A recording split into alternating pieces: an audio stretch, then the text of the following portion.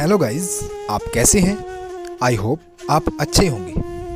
अच्छा, आर्य संस्कृति को समझने की दिशा में एक और नई वीडियो आपके सामने है और आज का सवाल है, क्या वास्तव में हमारे 33 करोड़ देवी देवता हैं? अगर हैं भी, तब क्या इतने सारे देवी देवताओं की परिकल्पना सही है? ऐसा सवाल आपके मन में भी कई बार आया होगा और शायद किसी न किसी ने आपसे पूछा जरूर होगा। अच्छा गाइस, आप हमारे साथ बने रहिए और हम आपको इसका उत्तर देंगे। हमारे वृद्धारण्य उपनिषद में याज्ञवल्क्य प्रश्नावली में इसका व्याख्यान मिलता है। इस उपनिषद के अनुसार हमारे 33 कोटि अर्थात प्रकार न कि करोड़ देवी देवता हैं, जिनमें 8 वसु, 12 आदित्य, 11 रुद्र, 2 अश्वनी कुमार, जिनमें 8 वसु प्रकृति के विभिन्न भागों का प्रतिनिधित्व करते हैं, जैसे अनिल अर्थात वायु, अपस अर्थात जल, व्योस अर्थात अंतरिक्ष, धरा अर्थात पृथ्वी, ध्रुव तारा, अनल अर्थात अग्नि, प्रभास अर्थात अरुणोदय, सोम अर्थात चंद्रमा। अब 12 आदित्य, जो हमारे सामाजिक जीवन के 12 भागों को दर्शाते हैं, जिनमें शक अर्थात नेतृत्व, अंश अर्थात हिस्सा, आर्यमान अर्थात श्रेष्ठता, भाग अर्थात धरोहर, धत्री अर्थात अनुष्ठान कौशल, वस्त्र अर्थात शिल्प कौशल, मित्र अर्थात मित्रता, रवि अर्थात समृद्धि, सवित्र अर्थात शब्दों में छिपी हुई शक्ति, सूर्य अर्थात सामाजिक कानून, वरुण अर्थात भाग्य, वामन अर्थात ब्रह्मांड का कानून।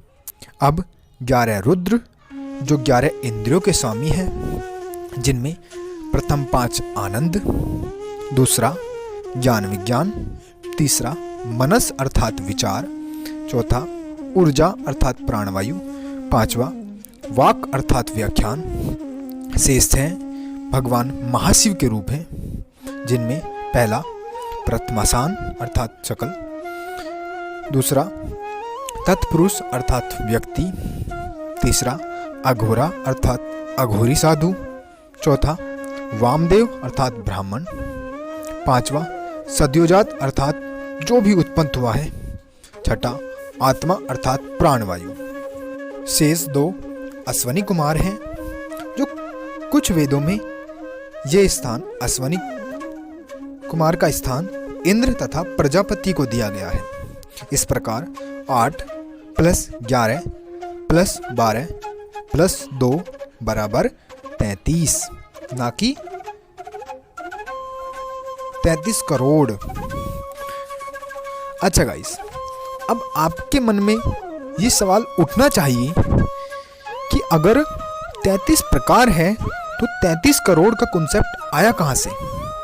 इसका उत्तर कुछ इस तरह हो सकता है कि दूसरे धर्म के लोगों ने जब हमारे धर्म ग्रंथों को अपनी भाषा में अनुवादित किया, तब उन्होंने कोटि का अर्थ करोड़ समझा, या हम कह सकते हैं कि उन्होंने अपनी स्वार्थ सिद्धि के लिए कोटि को करोड़ समझा और पीढ़ी दर पीढ़ी ये आगे बढ़ता रहा, जिससे एक गलत धारणा बन गई कि हिंदू धर्म में 33 करोड़ देवी देवता हैं।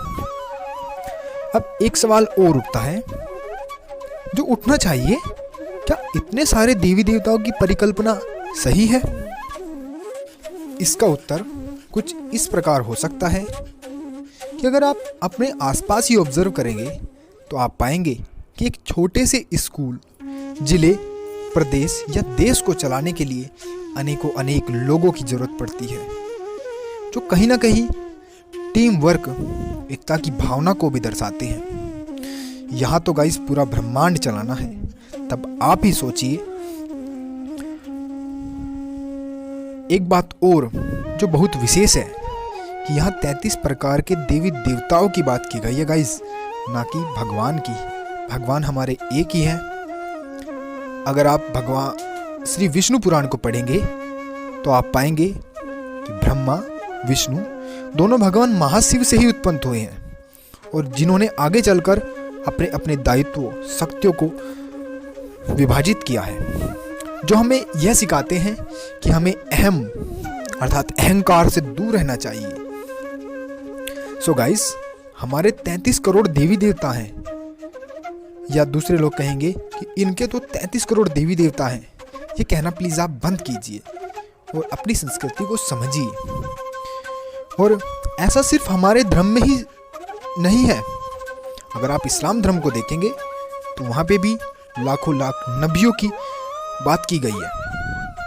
तो ये सब बातें हमें एक और संकेत करती है कि अगर हम सभी धर्म ग्रंथों को एक साथ रखकर अध्ययन करें तो हम पाएंगे कि सभी धर्म ग्रंथों में कहीं ना कहीं कई सारी बातें कॉमन है, जो एक और दर्शाती है कि हमें सभी धर्म का सम्मान करना चाहिए।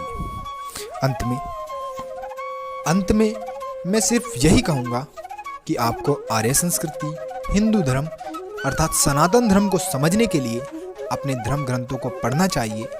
यदि गाइस आपके पास इतना समय नहीं है तो आप हमारे चैनल को सब्सक्राइब कीजिए, लाइक कीजिए, हमें सपोर्ट करें, हम आपकी मदद करेंगे। अगर आप हमसे सहमत हैं तो आप नीचे भगवान महाशिव का नाम लिखिए और वीडियो को शेयर करें। अगर आप हमसे सहमत नहीं हैं तब भी आप हमें कमेंट करें, हम आपकी असहमति का कारण ढूंढकर आपको ज़रूर बताएंगे। Thank you guys.